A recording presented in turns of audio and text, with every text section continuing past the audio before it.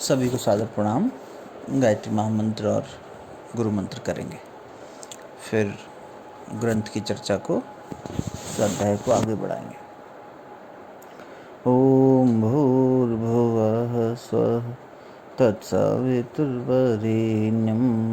भर्गो देवस्य धीमहि धियो यो नः प्रचोदयात्।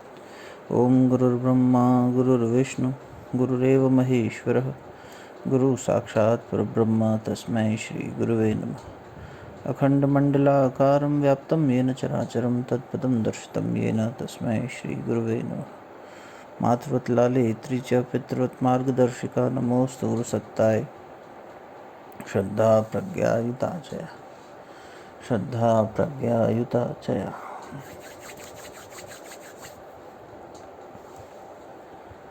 विचार चंद्रोदय ग्रंथ के रचयिता पंडित पीताम्बर जी को प्रणाम करते हुए जो चौथी कला चल रही है उसको आज पूर्णता तक पहुंचाएंगे। मैं पंचकोशातीत हूँ, ये बात हो रही है। अन्न में, प्राण में, मनो में, विज्ञान में और आनंद में, इन सभी कोशों से मैं परे हूँ। कोश मैंने बताया जैसे कि ग्रंथकार ने कि तलवार रखने की म्यान या धन का भंडार, इस नाते इसे कोश कहा है। और ये आत्मा को प्रकट होने से रोके हुए, तो इसलिए इनके शुद्धिकरण से, इनके जागरण से आत्मा खुद को प्रकट कर पाती है। इसमें जो मलिनता उसे हटाते हैं उसी को पंचकोश साधना कहा गया। अन्नमय कोश को, इंद्रियों को इतना निर्मल बना लेना कि आत्मा उससे प्रकट हो सके। प्राण को इतना, पांचों प्राणों को, पांचों प्राणों को इतना सुनियोजित कर लेना कि वो आत्मा के कार्य में लग जाएं, यानी ईश्वर के कार्य में लग जाएं। मन को परमात्मा की इच्छा से इतना एक रूप कर लेना कि मन में सिर्फ उसी के विचार आए, उसी की भावना आए और उसी के कार्य में लग जाए, समर्पित हो जाए ईश के प्रति, गुरु के प्रति। क्या है पंचकोश साधना? यही तो है। विज्ञान में मैं अपने वास्तविक मैं का बोध होना, तत्त्वमसि, ये जो क्षुद्र अहंकार है इससे मुक्ति प्राप्त करना, इसे छोड़ना और फिर आनंद में स्थापित हो जाना। तो उसी पंचकोश को शुद्ध करना, उसकी मलिनता को हटाना। तो पांचों कोशों की मलिनता हटाना पंचकोश साधना है। और उसी के हम लोग अभी पीछे यात्रा कर भी रहे हैं साथ मिलके। तो यहाँ पर ऑफकोर्स साधना की बात नहीं हो रही है ग्रंथ के हिसाब से। तो ये बात हो रही है कि मैं नहीं हूँ, ये जानना, इसका बार बार चिंतन होना, मनन होना, इस कला का जागरण होना। तो जिस प्रकार तीन शरीर मैं नहीं हूँ, उसी तीन शरीरों को पांच कोश में कहा गया। तो स्थूल शरीर इज इक्वल्स टू अन्नमय कोश। तो अन्नमय कोश मैं नहीं हूँ, ये अन्न से बना है, माता पिता के वीर्य से मिलके बना है और उसी से उत्पन्न हुआ है।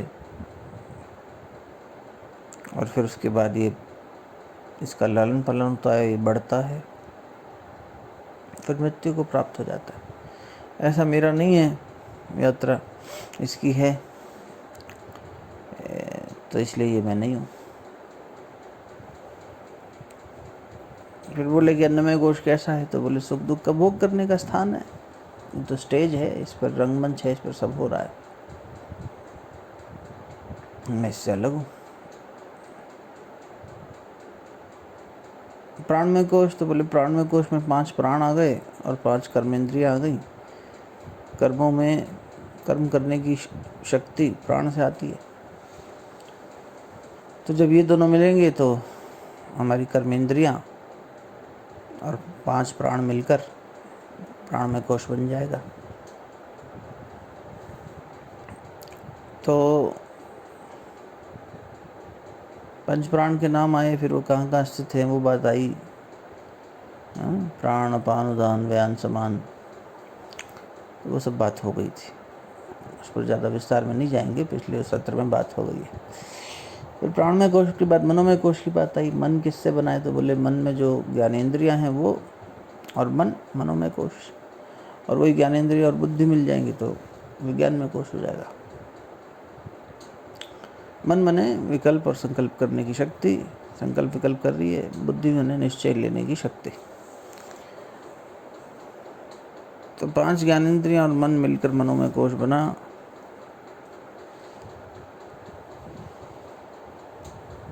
ये अहंता और ममता द्वारा इस संसार के साथ में जुड़ता है। मैं इससे अलग हूँ, क्योंकि इसमें जो वृत्तियाँ उठती हैं, काम क्रोध मोह वगैरह, ये सब मैं नहीं हूँ, ये मेरा स्वभाव नहीं है, ये विकारी है, मैं निर्विकार हूँ। सबसे बड़ी बात तो यही है, ये टिकता नहीं एक जगह, मैं टिकाऊ हूँ, शाश्वत हूँ, ये तो नश्वर है, बार बार बदल रहा है।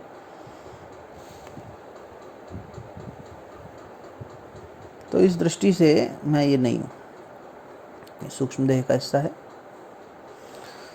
फिर विज्ञानमय कोश क्या है? तो 5 ज्ञानेंद्रियां और बुद्धि, वो विज्ञानमय कोश है। बुद्धि क्या है वो पहले चर्चा हो गई है। और बुद्धि कैसी है तो बताया, जैसे मन के बारे में ये बात आई थी, प्राण के बारे में भी ये बात आएगी कि चोर आया तो प्राण उसे उठ के रोक नहीं पा रहा है, इसका मतलब प्राण जड़ है। मित्र आया तो प्राण उठ के ये नहीं कह पा रहा कि मित्र आ गया है। हम नींद में हैं, गहरी नींद में हैं, तो प्राण कुछ नहीं कर पा रहा, इस नाते हम प्राण में कोश नहीं है। ऐसे ही बुद्धि की बात जब आ रही है विज्ञान में कोश की, तो कह रहे हैं कि सुषुप्ति विषय चिदाभास युक्त बुद्धि विलीन हो गए है। सुषुप्ति में जो बुद्धि है वो विलीन हो जाती है गहरी नींद की अवस्था में, और जागृत में नख से लेकर शिखा तक रहती है, पूरे में व्याप्ति है। और ये व्याप्तते हुए कर्ता रूप भी है। ये बुद्धि का स्वभाव बता दिया।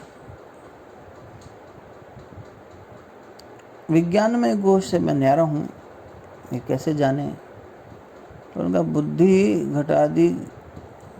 घट आदि की न्यायी विलय आदि अवस्था वाली होने से विनाशी है। घट वगैरह की तरह बुद्धि भी जो है विलय हो जाती है, यानी ये विनाशी स्वभाव की है, मैं अविनाशी हूँ। तो जो विलय हो जा रहा है तो हम वो नहीं है, ये विज्ञान में कोश मैं नहीं हूँ। आनंदमय कोश क्या है? पंचम कोश आनंदमय कोश, पुण्य कर्म फल के अनुभव का। पुण्य कर्म फल जब फलित होते हैं, देखो जीवन में जो भी हमें प्राप्त हो रहा है, जो कुछ भी हमें प्राप्त हो रहा है, वो हमारे प्रारब्धों की वजह से प्राप्त हो रहा है। पहली बात, प्रारब्ध के चलते अब जब पुण्य प्रारब्ध फलित हुए तो अच्छे फल सामने आने लगे।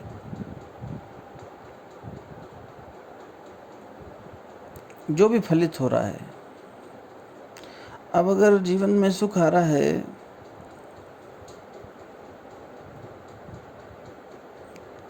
तो पुराने कर्मों का फल है।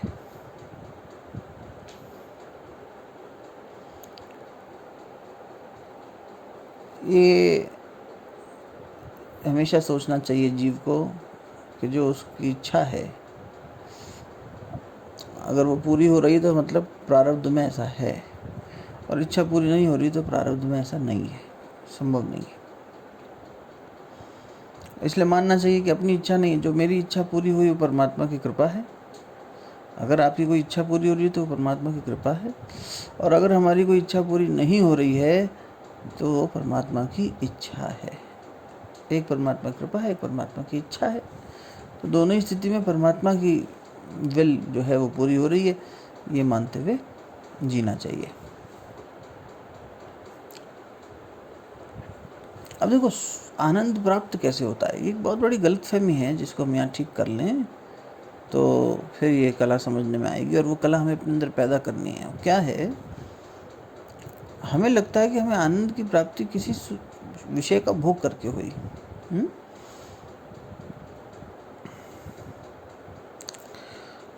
जबकि ऐसा है नहीं।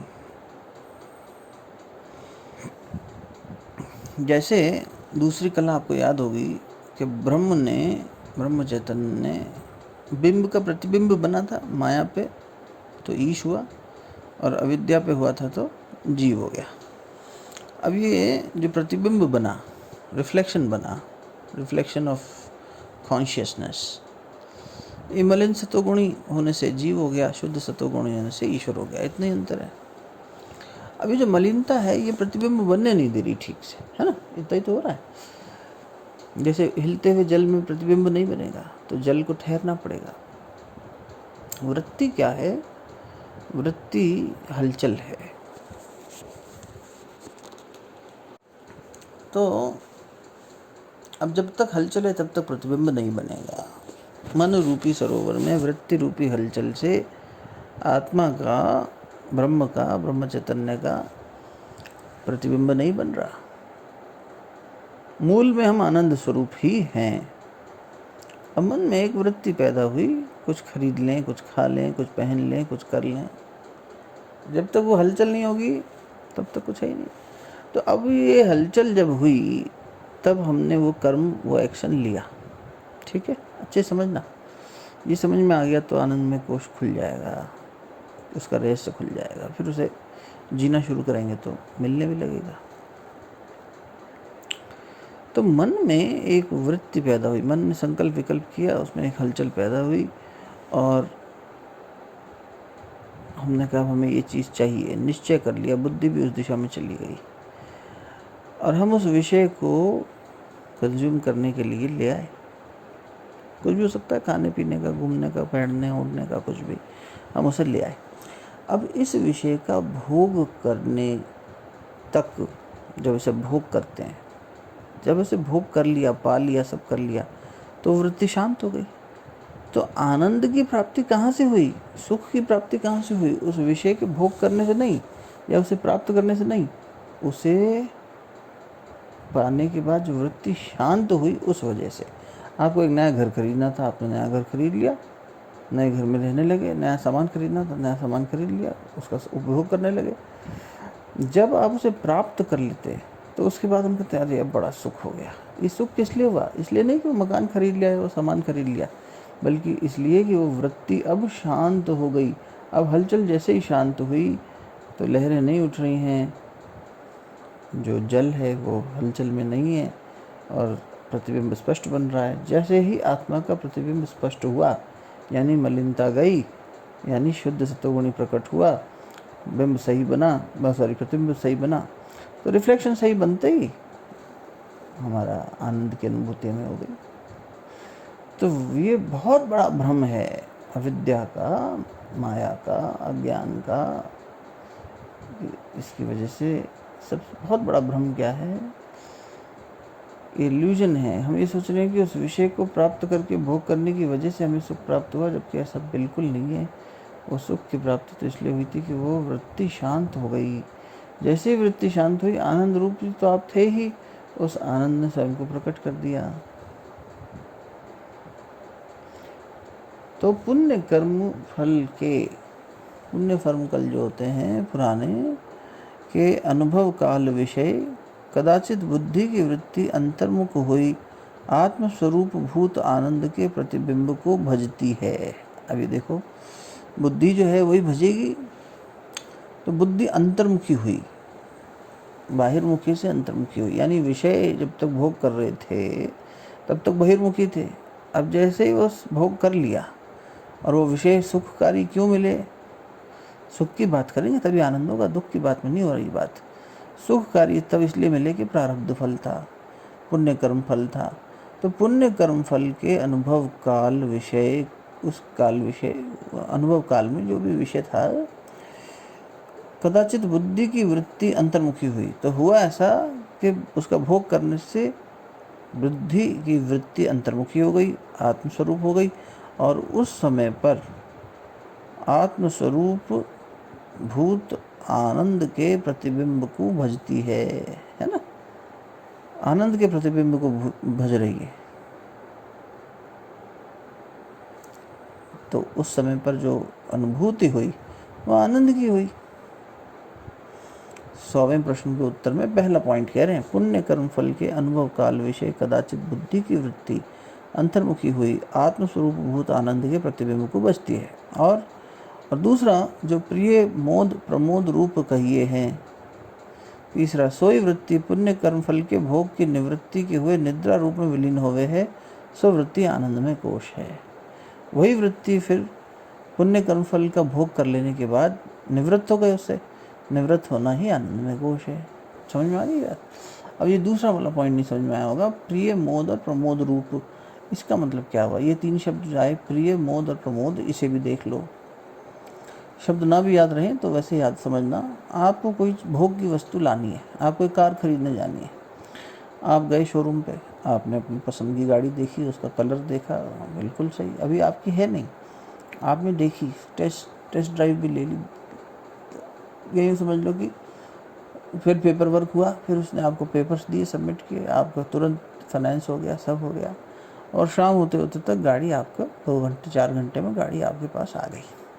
क्या क्या स्टेजेस से गुजरे? सबसे पहले उस विषय को देखना, देखने से जो सुख मिला उसे प्रिय कहते हैं। प्रिय वृत्ति है ना, 3 तरह की, तो वो वृत्तियां बता रहे हैं। देखने से जो सुख मिला वो प्रिय हो गया। अगले में आ गया, देखो आनंदमय कोश कैसा है। इष्ट वस्तु के दर्शन से उत्पन्न प्रिय वृत्ति जिसका सिर है, इसको भी एक्सप्लेन करेंगे। प्रिय वस्तु, प्रिय क्या हुई? प्रिय वृत्ति हुई जो देखने से हुआ।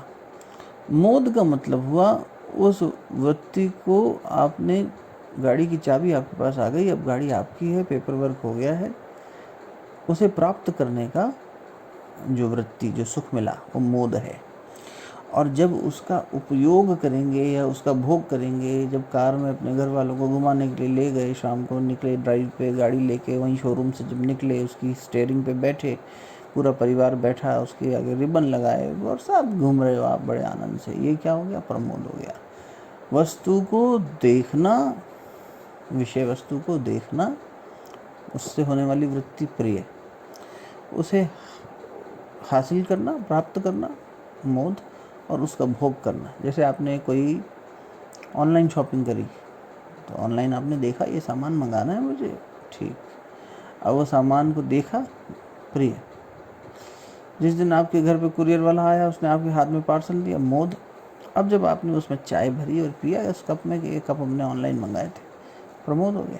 ठीक है, तो ये 3 तरीके से, 3 स्टेजेस से वृत्ति गुजरते हुए आनंद प्राप्त होता है।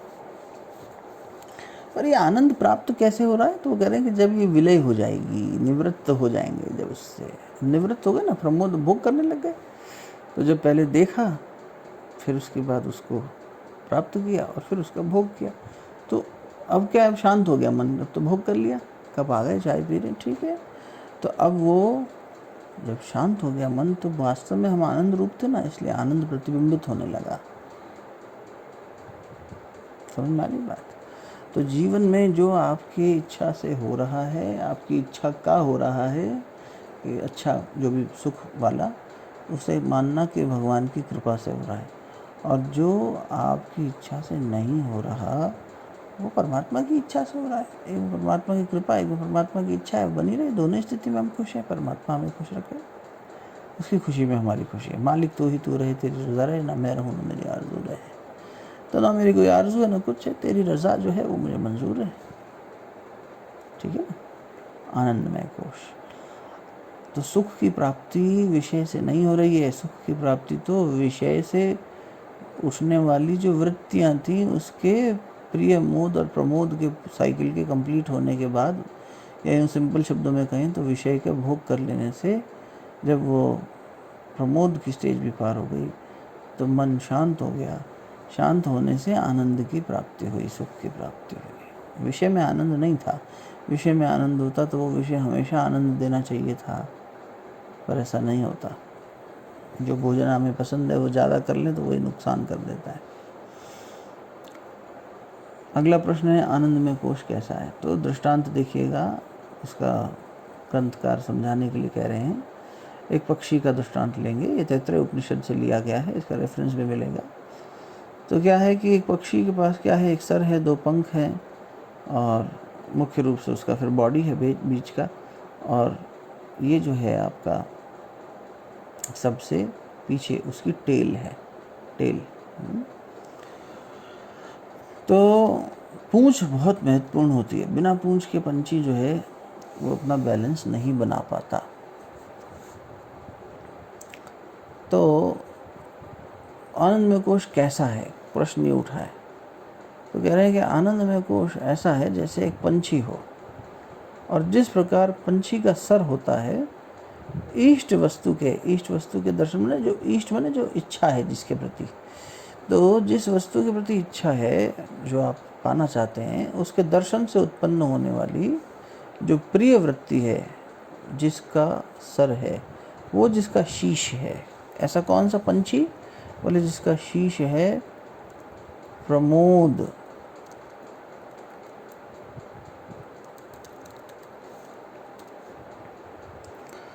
और इष्ट वस्तु का लाभ होने से जब प्राप्त हो गई, उससे उत्पन्न मोद वृत्ति जिसका एक दक्षिण पक्ष है, दक्षिण पक्ष है, और एक पंख दक्षिण हो गया, एक दायां एक बायां। और दूसरा क्या हुआ? तो बोले जब वो प्रमोद वृत्ति उत्पन्न होगी उसका भोग करने से, तो वो हमारा वाम पक्ष हो गया, एक पंख वो हो गया। तो दक्षिण माने राइट होता है, वाम माने लेफ्ट होता है। तो एक दायां और एक बायां उसका पंख।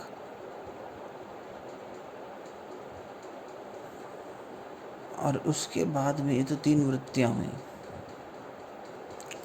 चौथा बता रहे हैं कि बुद्धि व अज्ञान की वृत्ति विषय आत्मस्वरूप भूत आनंद का प्रतिबिंब जिसका स्वरूप है, और बिंब रूप आत्मा का स्वरूप भूत आनंद जिसका पुच्छ आधार है, ऐसा पक्षी रूप भोक्ता आनंदमय कोश है।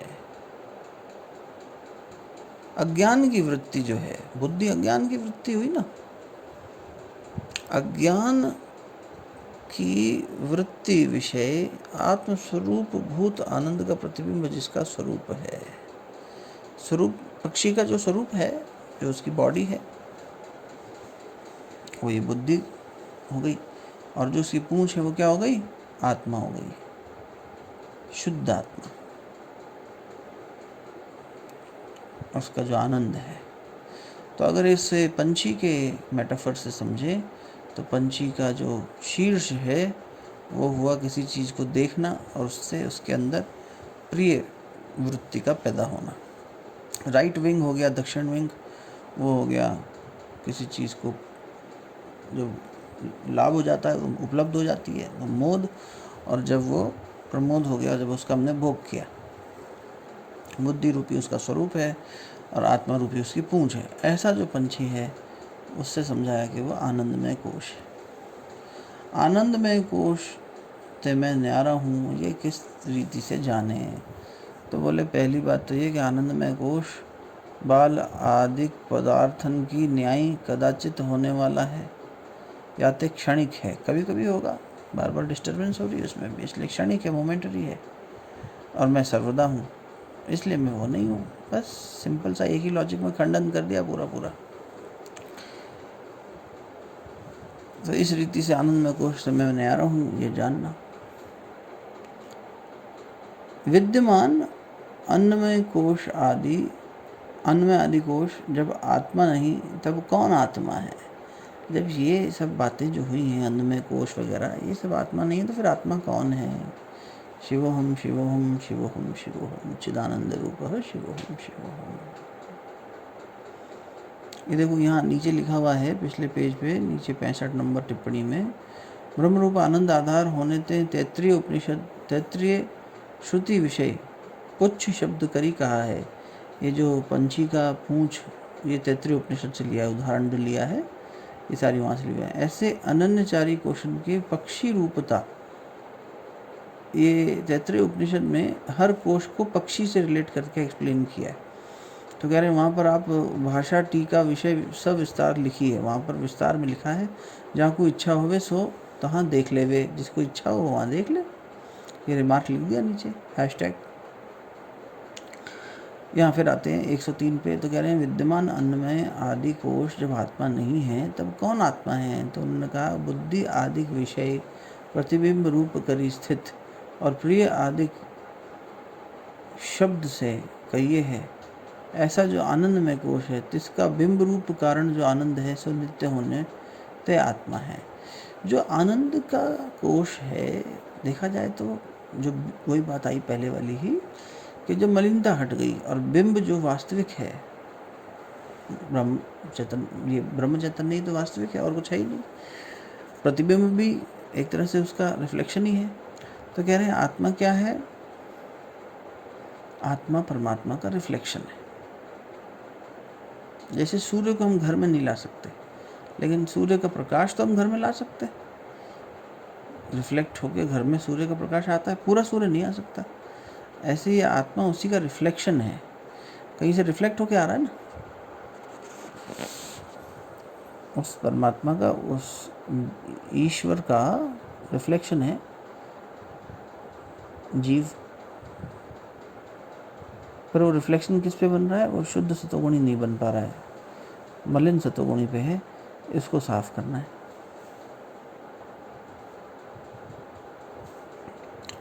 अगला प्रश्न है, पंचकोश जो हैं वे ही अनुभव विषय आवते हैं, तिनते न्यारा कोई आत्मा अनुभव विषय आवता नहीं, याते पंचकोश ते में न्यारा आत्मा है, ये निश्चय कैसे होवे? तो उन्होंने कहा कि यद्यपि पंचकोश ही अनुभव विषय आवते हैं, पंचकोश में अनुभव के विषय आ रहे हैं, इनते न्यारा कोई आत्मा अनुभव विषय आवता नहीं, इससे परे जो आत्मा है वो कोई वो चीज़ का अनुभव नहीं कर रही है, पंचकोश ही अनुभव कर रहे हैं। ये वार्ता सत्य है, ये बात सत्य है। तथापि इसलिए जिस अनुभव ते ये पंचकोश जानिए हैं, तिस अनुभव को कौन निवारण करेगा? कोई भी निवारण कर सके नहीं, कोई भी इसका निवारण नहीं कर सकता। याते पंचकोशन का अनुभव रूप जो चैतन्य है सो पंचकोशन ते न्यारा आत्मा है। वे ये इन सबसे न्यारा है। तो इन पंचकोशन का जो अनुभव रूप जो चैतन्य है वो इससे अलग है, वो चैतन्य रूप है, ये सब जड़ रूप है। फिर पूछा आत्मा कैसा है? तो बोले सच्चिदानंद रूप है। वो दूसरी कला में पहले ही घोषित कर दिया गया है। तो ये कला अपने अंदर, ये जीवन कला, ये हमारे को अपने अंदर जीवन साधना जागृत करनी है। गुरुदेव कहते थे जीवन देवता की साधना आराधना करनी है। वो क्या है? वो यही बात है कि पांचों कोशों से मैं परे हूँ, इस बात का चिंतन मनन होना। और ये हमें इतना सब याद रहे न रहे, लेकिन ये जरूर रहे कि मैं दृष्टा भाव से इन सब से परे होकर इन सबको देख रहा हूँ, ये बात याद आ जाए, इसका स्मरण बना रहे। ये जितना स्मरण बनता रहेगा उतना ज़्यादा मनुष्य ऊपर उठता जाएगा, उसके जीवन की समस्याओं का समाधान होता चला जाएगा। वो अपने मन की, बुद्धि की और इन सब की वृत्तियों से परे हो जाएगा और एक नई कला का जागरण उसमें हो जाएगा। अब जो पांचवी कला है वो बात करेगी तीन अवस्था का मैं साक्षी हूँ। इन तीन अवस्थाओं का मैं साक्षी हूँ। क्या क्या अवस्थाएं होती हैं, कैसे कार्य करती हैं, उनका क्या व्यवहार होता है, उसे अगली कला में जानेंगे। फिलहाल मैं पंचकोशातीत हूँ, ये चौथी कला। इति श्री विचार चंद्रोदय पंचकोशातीत वर्णन नामिका चतुर्थ कला समाप्ता। चौथी कला का समापन हुआ। 16 कलाएं थी, 1/4 ग्रंथ हुआ है। लेकिन इसका अभ्यास, इस जीवन में अगर अभ्यास शुरू हो जाए तो इसकी सजगता में बहुत आगे तक ले जा सकती है। ठीक है ना? तभी इसी को आधार बनाइए। कल से फिर आगे बात करेंगे। ये जो जागृति, स्वप्न और सुषुप्ति, ये तीन अवस्थाएं हैं, ये तीन अवस्थाएं मैं नहीं हूँ। तो क्या हैं ये अवस्थाएं, ये समझना पड़ेगा। फिर मैं इनका साक्षी क्यों, कैसे हूँ, ये भी देखना पड़ेगा, है ना? और और हर एक अवस्था को पहले एक्सप्लेन करेंगे, जैसे शरीर एक्सप्लेन हुए थे, कोश एक्सप्लेन हुए, और फिर उसके बाद मैं कैसे ये मानूं, किस लॉजिक से, किस रीति से कि मैं ये नहीं हूँ, ये समझेंगे। तो वहाँ पर भी पंचेंद्रियाँ, कर्मेंद्रियाँ, अंतःकरण, ये सब बातें आएंगी, और कैसे उसको देव शक्तियाँ से रिलेट किया गया है। देवता ही हैं एक तरह के, देवी शक्तियाँ ही हैं।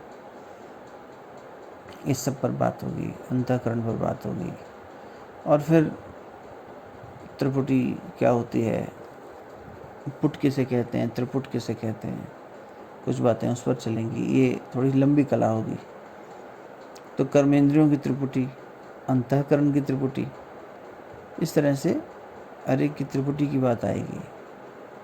और क्योंकि लॉजिकल ग्रंथ है तो उसमें बहुत सारी चीज़ें सिद्ध की जाएंगी। तो अगली कला जो है वो थोड़ी सी और गहरे में ले जाएगी हमें। तो फिर स्वप्न अवस्था में मैं साक्षी कैसे हूँ, सुषुप्ति अवस्था का मैं साक्षी हूँ, ये कैसे साबित हो। तो सुषुप्ति अवस्था क्या है और मैं कैसे जानूँ कि मैं वो नहीं हूँ, मैं उससे अलग हूँ। तो बड़ी इंटरेस्टिंग होने वाली है अगली कला भी, और काफ़ी ये इन डेप्थ और लंबी कला होगी। ठीक है। फिर ये जब 3 कलाएं कंप्लीट होती हैं, तीसरी, चौथी और 5वीं,